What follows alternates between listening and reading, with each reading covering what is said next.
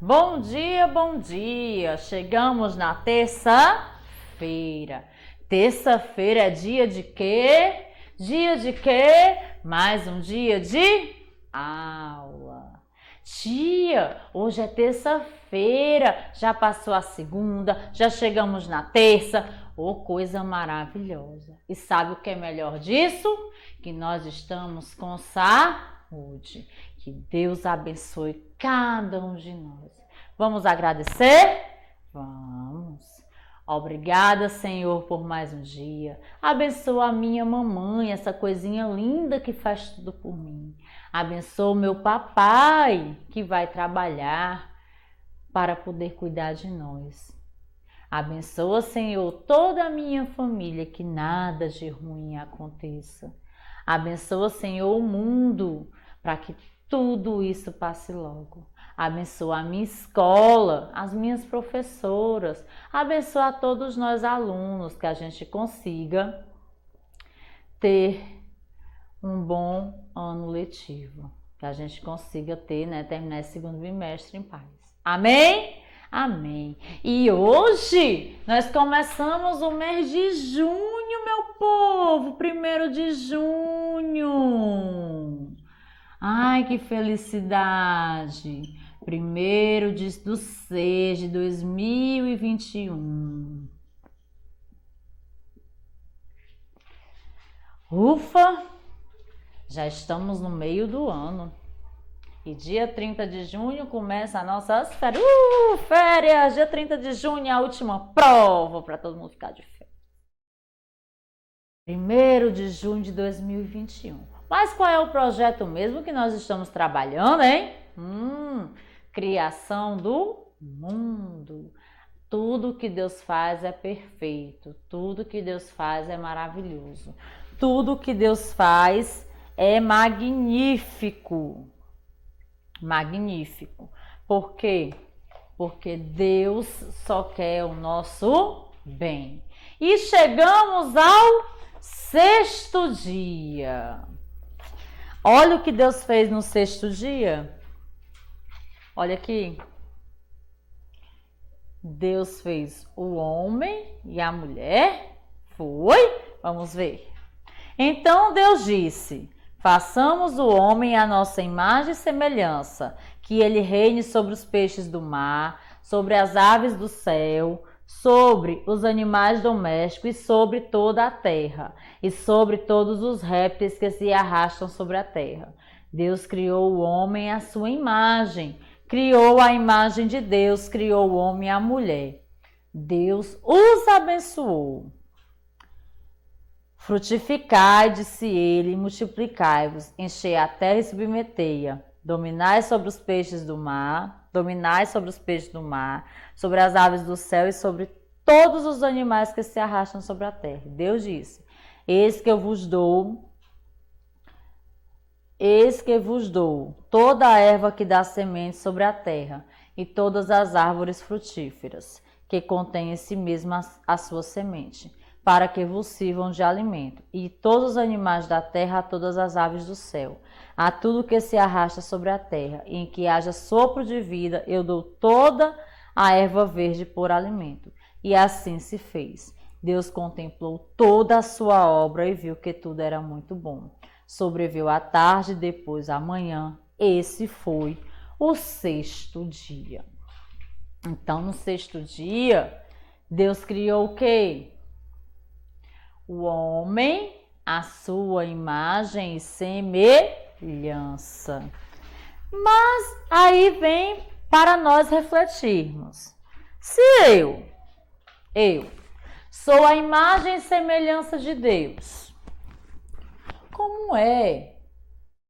Então quer dizer que todos os seres vivos, todas as pessoas são a imagem e semelhança de Deus. Como é que eu maltrato o meu irmão? Como é que eu, profano, falo coisas ruins, penso coisas ruins? Quando a gente está fazendo o que não deve para com o irmão, nós também estamos atingindo a Deus. Por quê? Porque nós somos a sua imagem e semelhança. E tudo que Deus fez e faz em nossa vida é o de melhor. Muitas vezes nós não agradecemos, é verdade. Muitas vezes a gente só reclama. Mas nós podemos agradecer mais e dizer obrigada, Senhor, pela minha família, obrigada, Senhor, pela minha casa, obrigada por tudo, obrigada pelo Senhor ter me feito, obrigada por eu estar com saúde. Agradeça. Pense aí um pouquinho e agradeça. Não precisa ninguém saber o que você está agradecendo, não. Agradeça.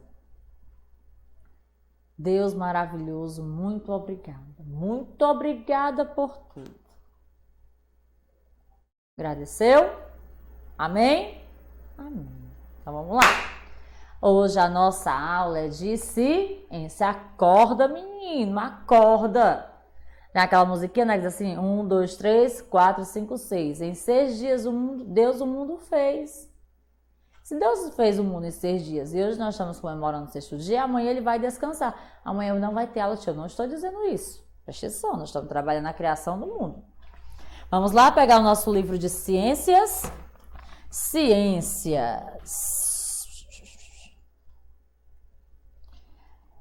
As rochas. Os tipos de rocha. Página 38. Os tipos de rocha. Ciências, página 38.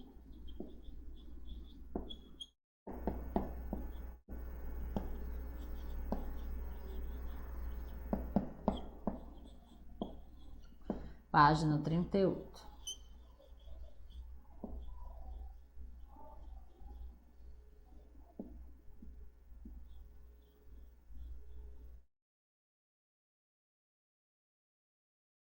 Página 38. Quem conseguiu achar a página 38? Todo mundo, né? Porque vocês são espertos, né? Vamos lá. Os tipos de rocha. Por todo o planeta existem diferentes tipos de rocha que variam em forma, tamanho e composição. Elas compõem e dão forma à Terra, além de serem usadas pelo ser humano de diversas maneiras.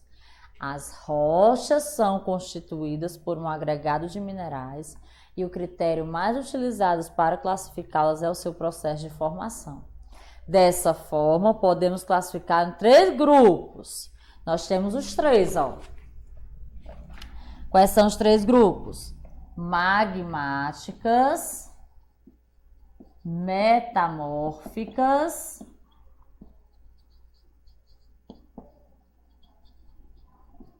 e sedimentares.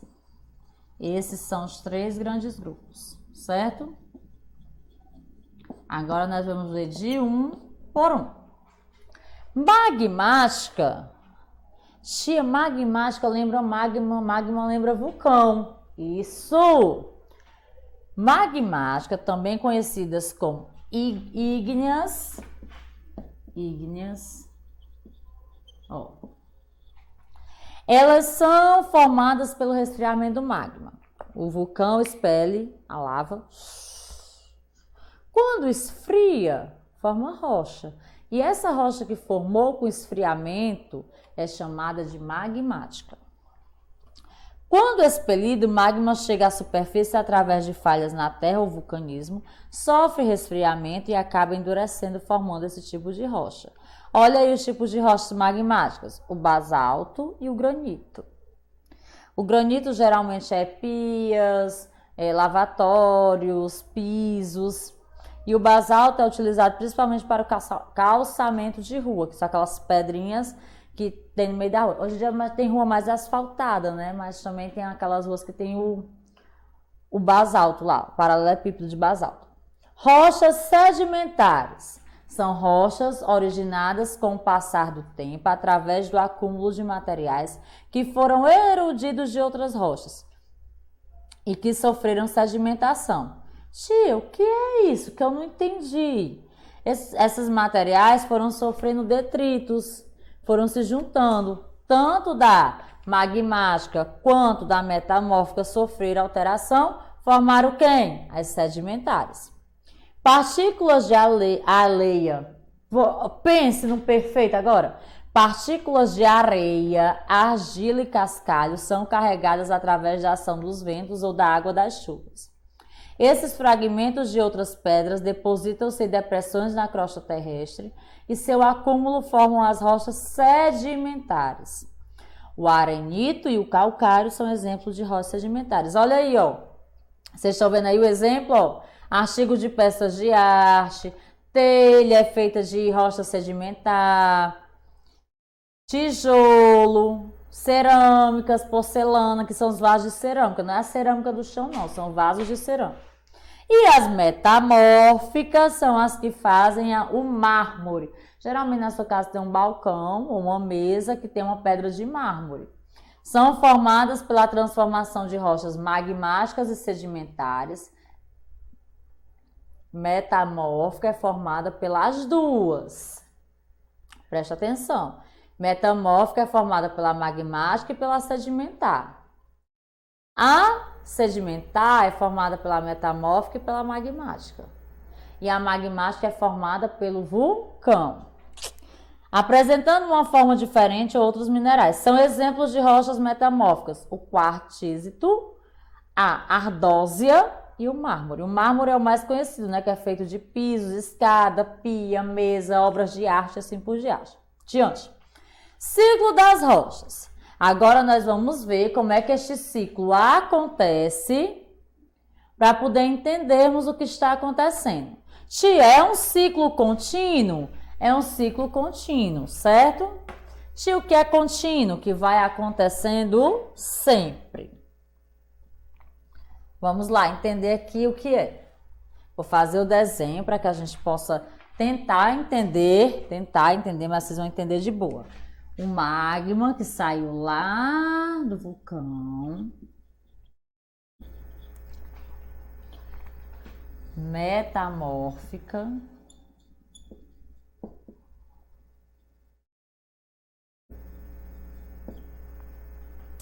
As ígneas ou magmáticas, né? E as sedimentares. Escrevi bem aqui para poder ver. Vamos lá o que essas setinhas querem dizer. O magma forma a rocha ígnea magmática, presta atenção. E depois ela volta para o magma quando isso esquentar novamente. A metamórfica é feita de quê? De magma e de sedimentos. Olha aí, ó, tá vendo? Como elas duas são trocadas, ó. Sedimentar, magma e metamórfica. Metamórfica, magma e sedimentar. E esse magma forma quem? As ígneas, né?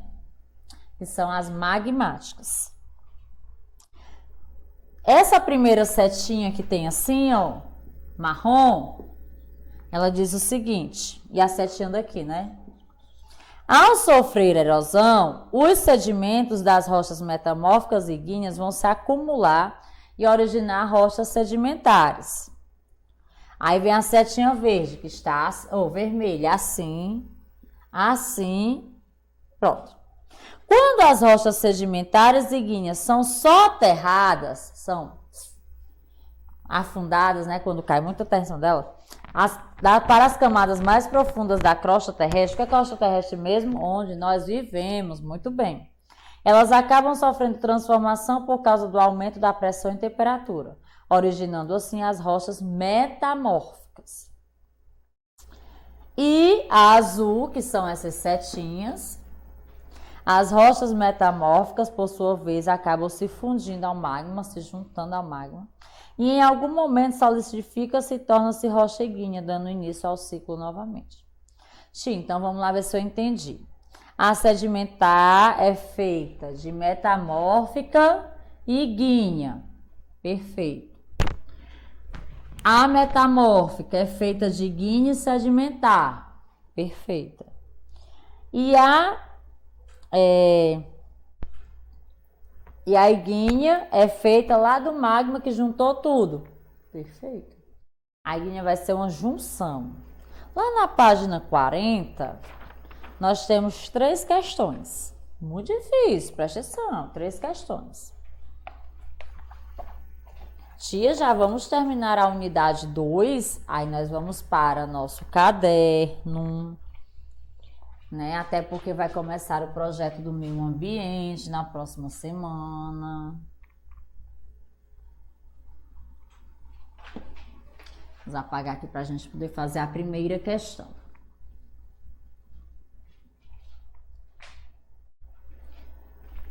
A atividade, bota a data de hoje, 1º de junho.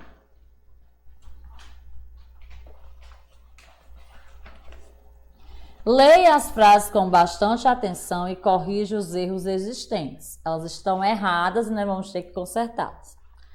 As rochas metamórficas são formadas pelo resfriamento do magma. Certo ou errada?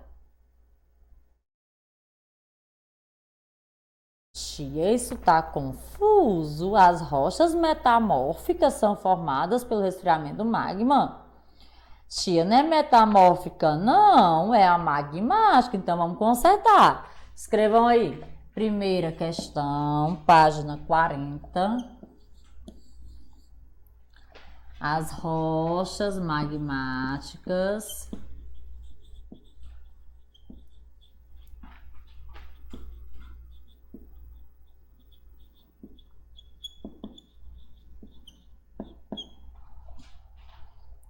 são formadas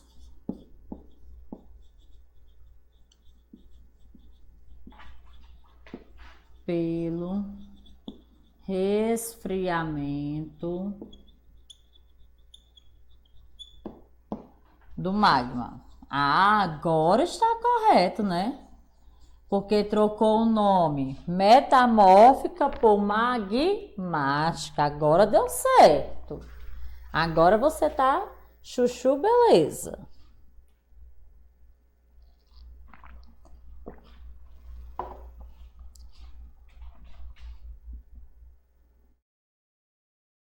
B. As rochas metamórficas são originadas a partir de meteoros que caem na Terra. Tá certo isso? Não. Já pensou ter que cair um meteoro para poder formar a rocha? Então, onde é que já se viu uma coisa dessa? Não. B. As rochas metamórficas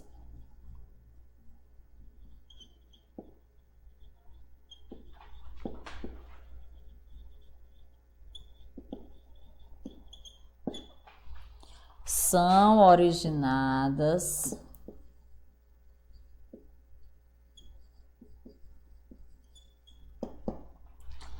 a partir da transformação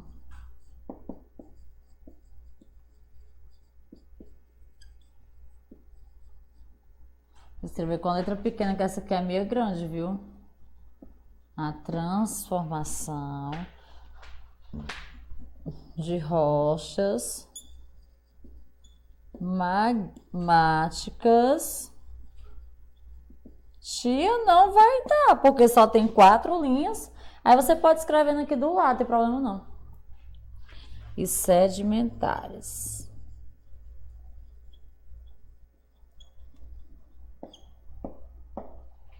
As rochas metamórficas são originadas a partir da transformação de rochas magmáticas e sedimentares. Não porque os meteoros caem na Terra, não tem nada a ver uma coisa com a outra, nada. Aí viajaram foi muito, viu?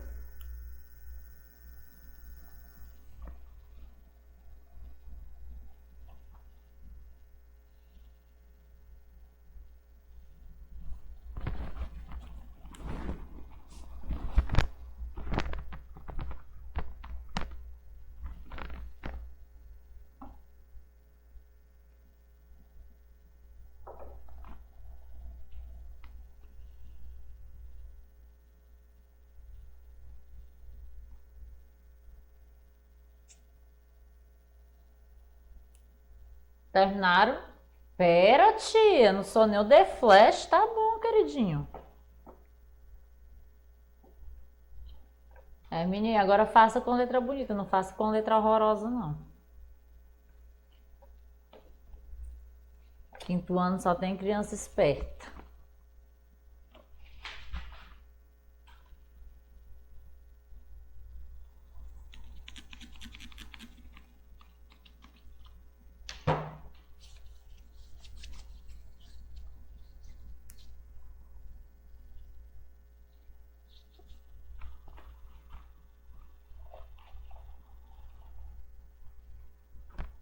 A segunda questão nós não vamos fazer, certo? Segunda questão nós não vamos fazer. Porque diz assim, ó, quais rochas compõem o solo de onde você mora? Em grupo, faça um breve passeio no pátio da escola, um espaço próximo ao campo e à praça. Não precisa. A segunda questão você coloca. Não precisa fazer. Segunda questão, coloca, não precisa fazer. Terceira, leia o texto a seguir e depois responda aos questionamentos. Como se formou a areia da praia? Ah, deu um sopro e juntou a areia toda num canto só. Não. Os grãos que a gente usa para brincar de milanesa nascem do desmanche das rochas de alguma serra próxima. É o mesmo processo que forma a areia dos rios, das dunas, dos lagos e das lagoas, e que costuma demorar milhões de anos. Do desgaste de uma rocha, a carona do vento, da água, dos rios até as praias. A origem geográfica da areia pode estar numa cadeia montanhosa a poucos metros ou a muitos quilômetros da praia. É o tipo de rocha que dessa montanha que determina o tipo de areia em que você deita e rola no verão.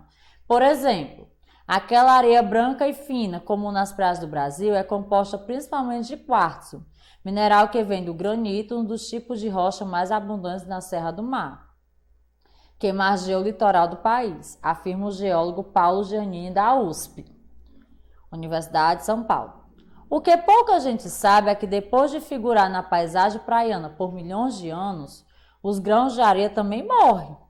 Tudo acontece ali na praia mesmo, empilhado pelo peso enorme das novas camadas de areia que continuamente chegam à costa. O grão desce a centenas de metros de profundidade e volta a ser pedra, formando assoalho oceânico. Que interessante, né? O grão de areia também morre e volta a ser rocha devido a pressão que vai sofrendo.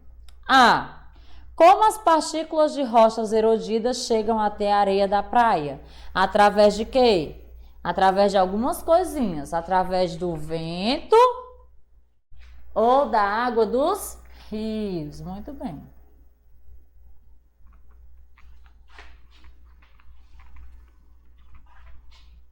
Escrevo aqui na 2, não faz.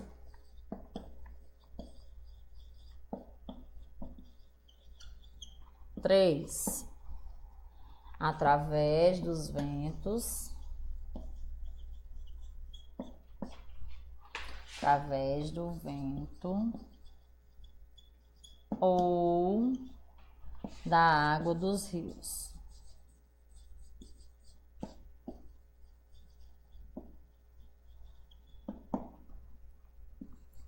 B.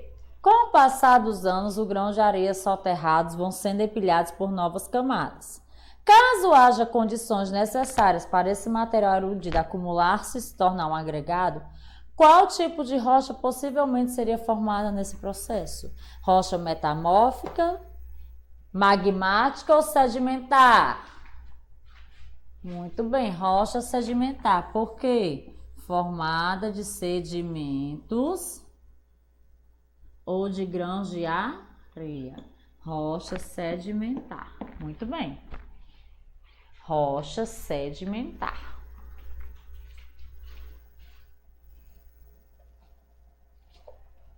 Tia, a tarefa hoje é tão pouquinho, por quê? Porque nós estamos concluindo a questão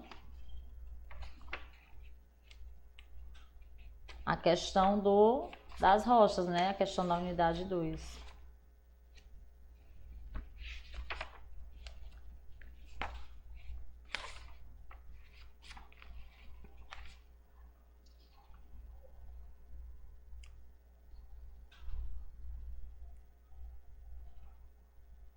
Pronto, terminaram? Tudo ok? Beleza?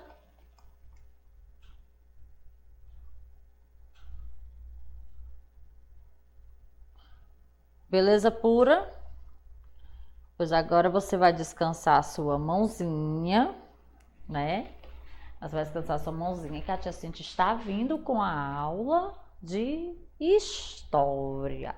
Acho que eu não errei não dessa vez. História. Beijos. Tchau, tchau. Até a próxima, se Deus quiser. Deixa eu apagar aqui a luz, né? Pra deixar a luzinha limpa.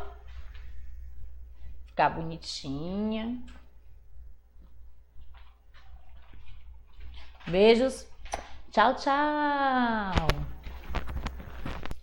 Oi, gente. Bom dia. Como estão as coisas aí na casinha de vocês? Tá tudo em paz? Estão obedecendo às regras de segurança? Fazendo tudo direitinho? Eu espero que sim. E aí, tá dando certo? Estão obedecendo, usando a máscara, ficando em casa, obedecendo o distanciamento? Pois é. Precisamos fazer a nossa parte para que tudo dê certo. Tia, e nós já finalizamos o projeto do Dia das Mães, já falamos sobre as famílias, que é muito importante, e hoje nós iremos falar sobre a criação do mundo. Hoje, tia, não desde a semana passada que a gente fala sobre a criação do mundo. Sim, porque as coisas que Deus fez são perfeitas e agradáveis. E nós precisamos ajudar a perfeição e a criação de Deus e precisamos manter e fazer a nossa parte.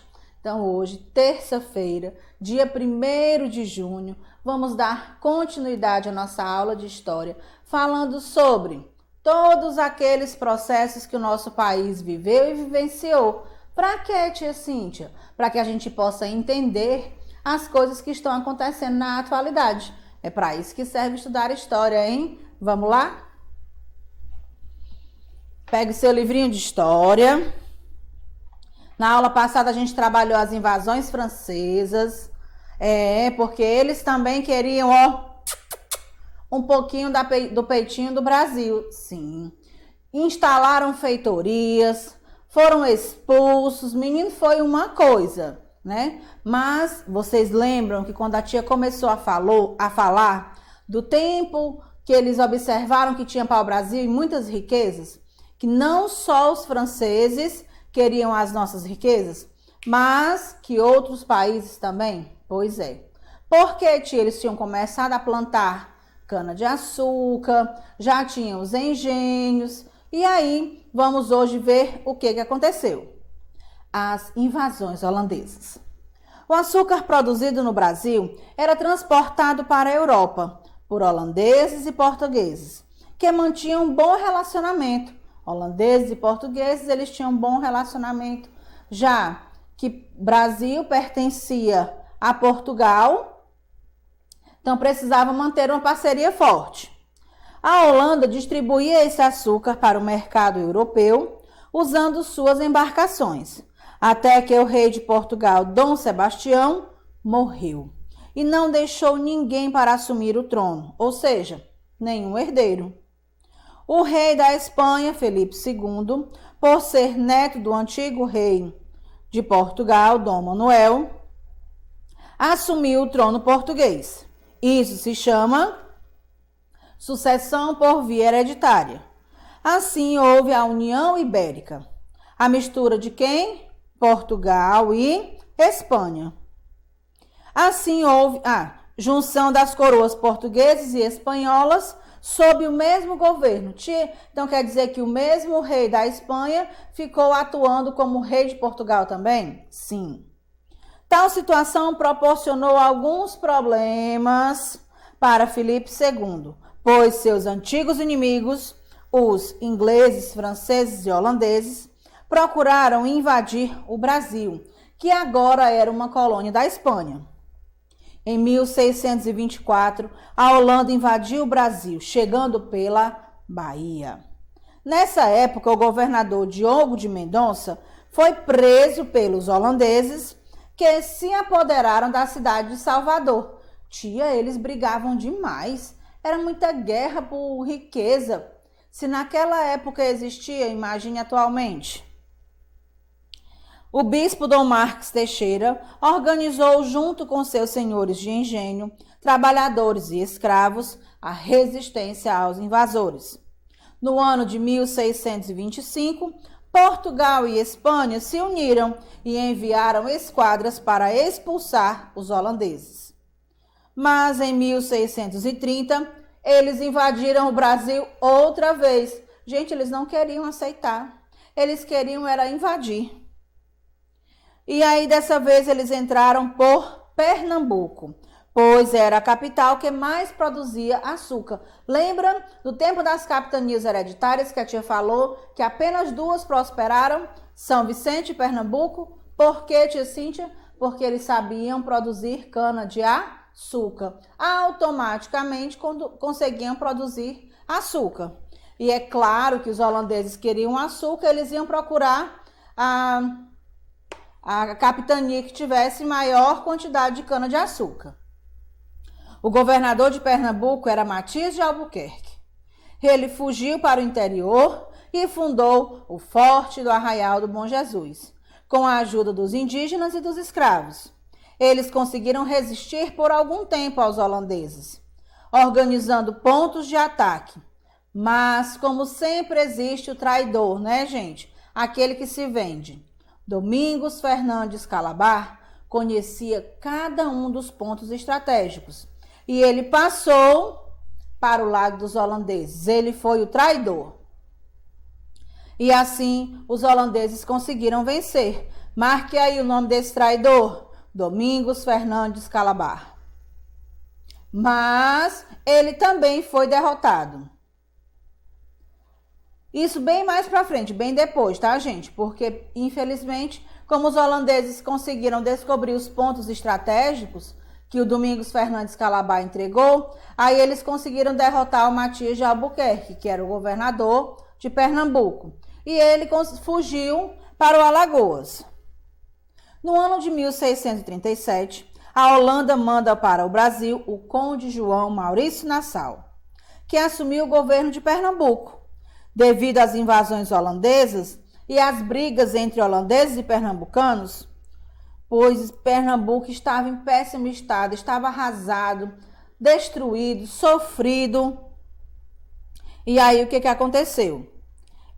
Maurício de Nassau ajudou a população, ele emprestou dinheiro para que o povo se organizasse, liberou o culto a outras religiões, construiu palácios, pontes, canais. E ele trouxe, olha, ele pensava na cultura, viu, gente?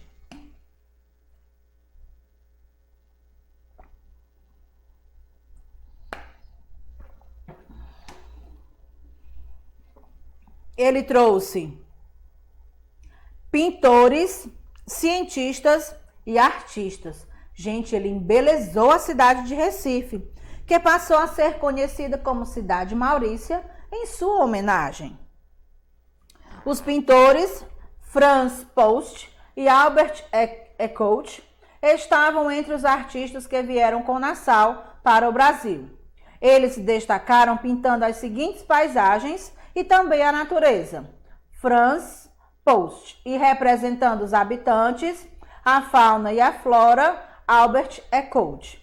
Então quer dizer que cada um tinha a sua especialidade? Sim, mas eles traziam pinturas bastante realistas. Observe aí no seu livro.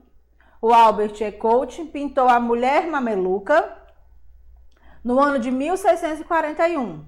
E ele também pintou a Índia Tupi.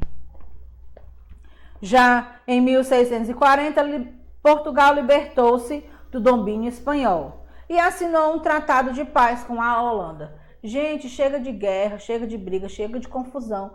Vamos ter um tratado de paz, a gente ajuda, vocês também. E em 1644, o rei da Holanda passou a chamar Maurício de Nassau de volta para o seu país. Volte, Mauricinho, volte para casa. Deixa esse povo aí resolver as coisas deles. E Maurício de Nassau voltou para o seu país e os holandeses que ficaram aqui exigiram que os pernambucanos pagassem as suas dívidas. Ou seja, ele emprestou o dinheiro, mas vocês agora vão ter que devolver, porque ele já foi-se embora. E aí os pernambucanos ficaram bastante revoltados. E os senhores de engenho resolveram começar uma luta para expulsar os holandeses de Pernambuco. A luta pernambucana contra os holandeses foi chamada de Insurreição Pernambucana. Marque aí. A luta dos pernambucanos contra os holandeses foi chamada de Insurreição Pernambucana e durou 10 anos. Gente, pela misericórdia, você imagina uma luta, uma guerra durar 10 anos? É muito tempo. Mas naquela época tudo demorava muito, né? Só faltava não acabar, inclusive as guerras. Muitas batalhas ocorreram, até que finalmente no ano de 1654, na Batalha dos Guararapes, os holandeses foram derrotados. Quando os holandeses voltaram, levaram mudas de cana-de-açúcar e finalmente começaram a fazer a sua produção de açúcar lá nas Antilhas para vender à Europa. Ah, tia, então quer dizer que eles resolveram trabalhar também, né? Resolveram colocar a mão na massa ao invés de ficar só esperando as coisas do Brasil. Exatamente. Vamos lá para a tarefinha? Tia, vamos recordar primeiro, vamos entender. Essa invasão foi de quem mesmo, hein, tia Cíntia? Foi a invasão holandesa.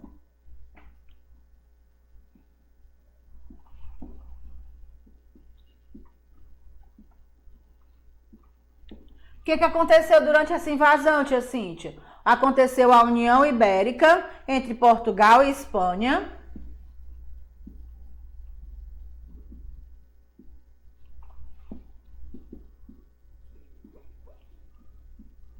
O rei Filipe ficou tomando de conta dos dois reinos, né, de uma vez só. Isso se chama, ele recebeu por hereditariedade, né, a coroa. O que mais, tia, que a gente pode lembrar aí dessa insurreição?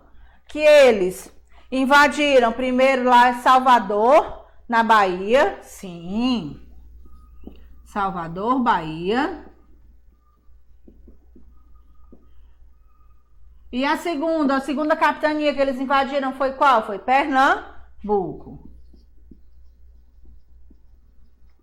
Porque, tio, o objetivo deles era pegar o quê? A cana-de-açúcar. Isso mesmo, porque eles queriam tomar o posicionamento dos portugueses de ter grande quantidade de cana-de-açúcar para vender. Ok? Tia, mas eles ficaram lá para sempre? Não. Em 1530, eles foram colocados para correr, mas eles não desistiram. Eles voltaram de novo em 1630, eles foram colocados para correr, mas eles não desistiram. Em 1654, finalmente, depois de um tratado de paz, eles foram embora em paz, né? Já que teve a insurreição pernambucana, que foi a luta, né, pelos direitos dos holandeses e também pelos direitos dos pernambucanos. Eles lutaram porque cada um queria mandar mais do que o outro. E finalmente eles foram embora. Acabou a Batalha dos Guararapes e eles levaram a muda de cana-de-açúcar para plantar lá no quadrado deles. Tome conta do seu, que a gente toma conta do nosso, tá? Então vamos lá. Tia, na primeira questão pergunta: qual foi o estado invadido pelos holandeses em 1624? Mas ele quer o estado, hein? Qual foi, gente? A gente sabe que foi em Salvador, mas qual foi o estado? Ah, tia, já sei, foi a Bahia. Escreva.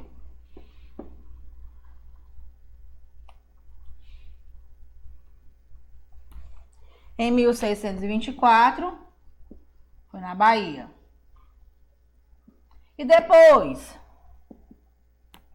Ah, tia, em 1630, eles queriam o quê? Toda a cana-de-açúcar, né? Então, eles foram para Pernambuco.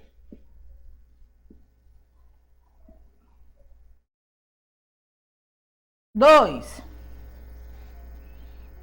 Complete a frase. Em 1624, quem era o governador da Bahia, gente? Diogo de Mendonça Furtado. Escreva. Diogo de Mendonça Furtado.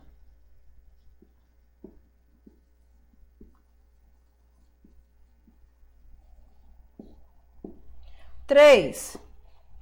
Tia, a senhora pulou a segunda questão. Tá nervosa, mulher? Tô não, gente, desculpa. É porque é bem miudinha a segunda questão. Qual país encarregado de distribuir o açúcar pela Europa? A Holanda, né?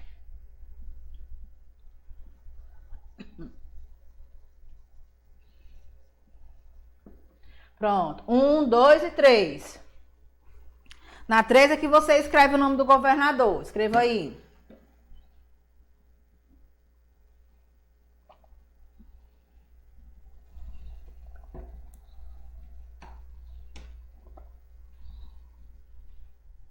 Quarta questão. Tia, por que foi mesmo em que eles invadiram Pernambuco? Porque Pernambuco era a capitania que mais produzia açúcar. Muito bem.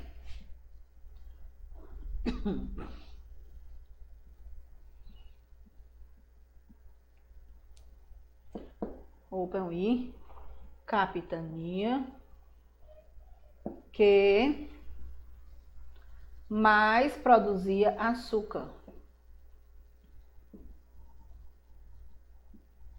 Já que o objetivo deles era pegar o açúcar do Brasil, né? 5. Qual foi a contribuição de Domingos Fernandes Calabar para a vitória dos holandeses? Tia, ele foi um traidor. É, exatamente. Ele entregou para os holandeses todos os pontos de ataque dos brasileiros. Tia, a gente pode dizer que ele foi o traidor? Pode sim. Foi um traidor. Vírgula. Ele entregou os pontos de ataque.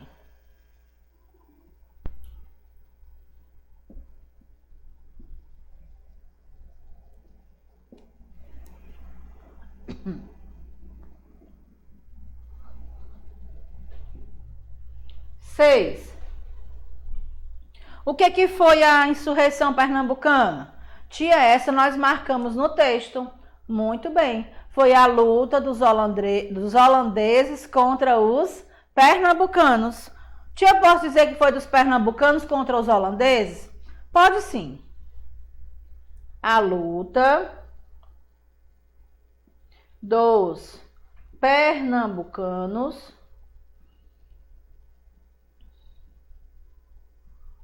contra os holandeses.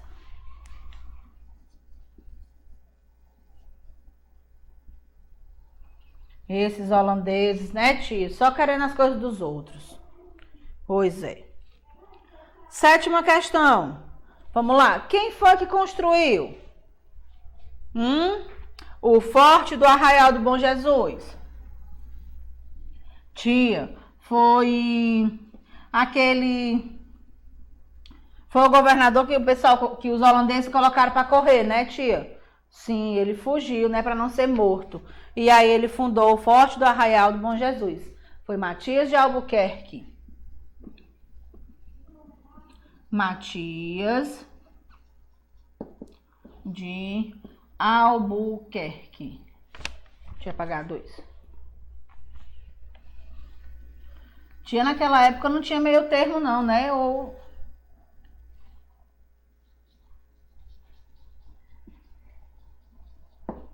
B.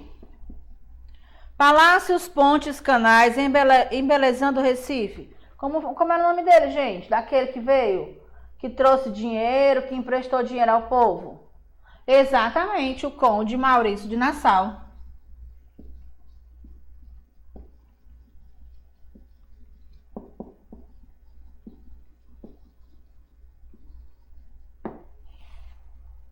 Oito. Essa tia pergunta e você me diz aí de casa. quem resolveu passar para o lado dos holandeses, que conhecia muito bem a região e os ajudou no ataque? Foi um brasileiro, espanhol ou holandês? Um brasileiro, tia, um traidor. E aí você marca no primeiro. B. Como se chamava esse traidor? Domingos Fernandes Calabar. Terceira bolinha. Nona questão.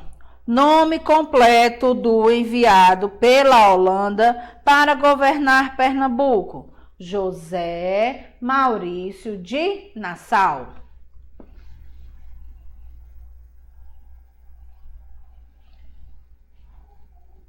José Maurício de Nassau.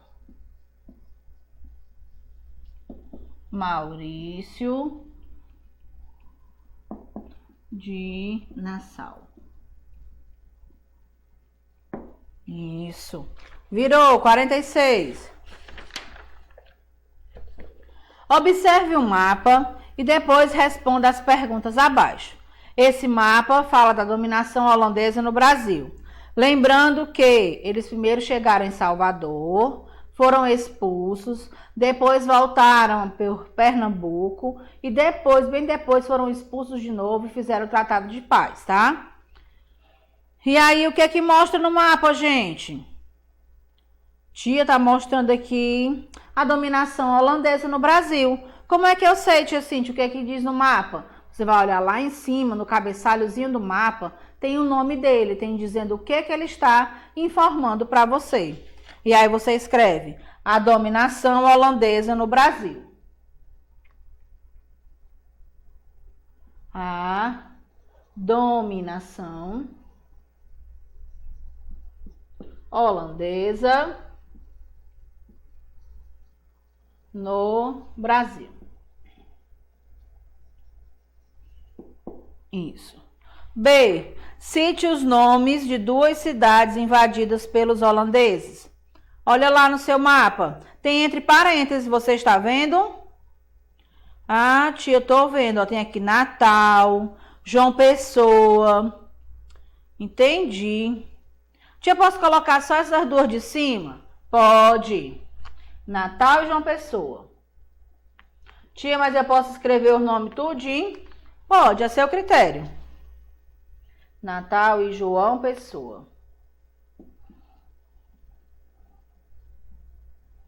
E na letra C, onde aconteceu a primeira invasão holandesa? Essa nós sabemos. Foi em Salvador, no ano de 1624.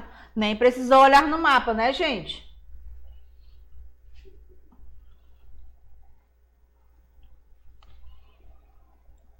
Em Salvador, no ano de 1624. Ponto. Isso.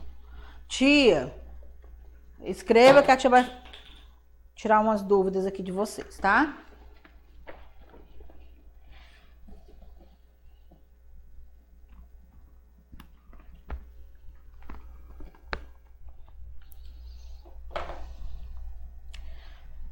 Tia, o que acontece, né, nessas situações? Os países que tinham mais poder, que tinham mais condição financeira, o que eles tinham? Eles tinham escolas de navegações, eles tinham embarcações e eles conseguiam navegar pelos mares, encontrar novos lugares, colonizar, né? Realmente buscar novas riquezas. E quando eles chegavam a um certo local que já era dominado por outro país, eles entravam em guerra, gente. Eles entravam em luta, porque cada um deles queria mais do que o outro. Não, tem ninguém seu aqui, então é meu. E eles ficavam sempre nesse sistema de cada um querer mais do que o outro. E o pior de tudo, de querer o que não era deles, o que já era do outro.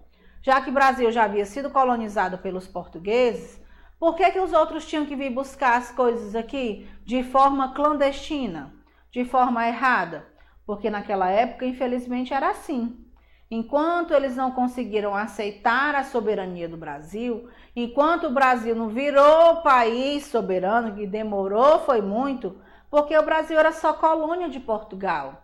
Então eles chocavam bastante. Portugal, Espanha, França, Holanda, pelos papéis eles eram amigos, entre aspas. Mas os reis viviam brigando por riqueza, por terra, né? Cada um queria ter mais do que o outro, ter mais domínio de território do que o outro. E os franceses queriam o nosso pau-brasil, queriam uma feitoria para trazer os seus exilados para cá, os protestantes calvinistas. E os holandeses queriam o quê? O nosso açúcar, através da nossa cana-de-açúcar. E também queriam um pedacinho do nosso território. Gente, foi complicado, viu? Mas, ao mesmo tempo, eu digo para você que o Brasil aproveitou de tudo isso. Como, tia, que a gente pode ter aproveitado? Porque ele trouxe riqueza, artistas, pinturas, culturas diferenciadas para o nosso Brasil. Ele embelezou a cidade de Recife.